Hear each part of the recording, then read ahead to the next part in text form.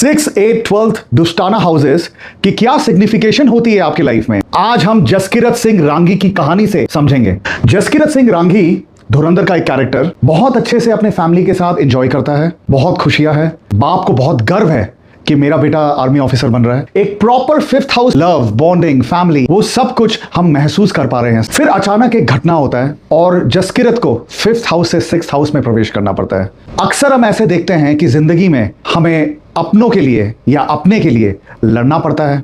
हमारे कॉम्पिटिटर्स होते हैं जो हमें नीचे गिराने की कोशिश करते हैं और हमें उनसे भी फाइट करना पड़ता है। हम जो चीजों में बिलीव करते हैं उसके लिए भी हमें लड़ना पड़ता है। सो जसकीरत अपने फैमिली के लिए लड़ा है, अपनी किडनैप बहन को बचाने के लिए लड़ा है। 6th हाउस को हम वायलेंस नहीं बोलेंगे जो दिखाया गया है। Fighting for what is right for yourself, for the people that you love is the signification of 6th house. जब वो महसूस करता है कि सब कुछ खत्म हो जाता है उसकी जिंदगी में, तब अचानक उसके लाइफ में 8वां घर प्रवेश कर जाता है। वहां से वो अपने फैमिली से दूर हो जाता है, स्पाई बन जाता है और अपने देश के लिए और अपने घर वालों के लिए 5th हाउस से 6th हाउस से 8th हाउस, उनके लिए वो अपनी जिंदगी को दांव में लगा देता है। ऐसे ही चीजें हमारी जिंदगी में होती है, अचानक घटने हो जाते हैं, कुछ ऐसी काल्पनिक चीज हो जाती है जिसके बारे में हमें ही महसूस होता है और हम वो अपने अंदर ही रखते हैं क्योंकि वो हमारा जंग है। और 8वें घर में वो 8वां घर का मालिक बन जाता है और जैसे वो 8वां घर का मालिक बन जाता है, चाहे कितनी ही कठिनाई हो, मरने जैसी हालत हो गई थी, होप्स गिव अप हो गए थे, लेकिन अचानक 8वां घर उसको वहां से भी बचा के 12वें घर में प्रवेश करवा देता है। जब वो अपने घर के तरफ जाता है और अपने माता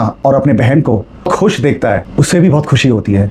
उसे भी फीलिंग आती है कि शायद मैं भी जाके उनकी खुशियों में शामिल हो जाऊं। लेकिन तब उसके अंदर एक स्पिरिचुअल अवेकनिंग आता है और वो स्पिरिचुअल अवेकनिंग ये होता है कि वो मेरे बिना ही खुश है, क्योंकि अगर मैं उनको ज्वाइन कर लूं तो उनकी जिंदगी ऐसी नहीं होगी। And that's when he realises that he has to let go salvation. और तब उसके अंदर वो 12वें घर का सारे सिग्निफिकेशन आ जाते हैं और वो अपने फैमिली को, अपने बहन को, अपनी माता को उसी कंडीशन में छोड़ के, उनकी खुशियों में अपना गम देख के और वही गम को खुशी में कन्वर्ट करके वो निकल जाता है। 12th हाउस, सैल्वेशन, लेटिंग गो।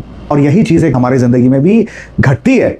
हम भी ऐसे चीजों से उलझे हुए हैं। हम मारते पीटते नहीं है, हम स्पाई नहीं बनते, लेकिन हमारी जिंदगी का भी जो स्ट्रगल है वो भी 6ठे, 8वें, 12वें में ही जाके खत्म होता है। तो कमेंट करिए गाइस, कौन लोग इन चीजों से रिलेट किए हैं, किस तरीके से आपने अपने लिए, अपने लव्ड वंस के लिए लड़े हो। लड़ने के बाद आपको ट्रांसफॉर्म होना पड़ा और ट्रांसफॉर्म होके वो बदलाव होने के बाद आपको लेट गो करना पड़ा, चीजों को, सिचुएशन को, लोगों को भी। Thank you guys, cheers.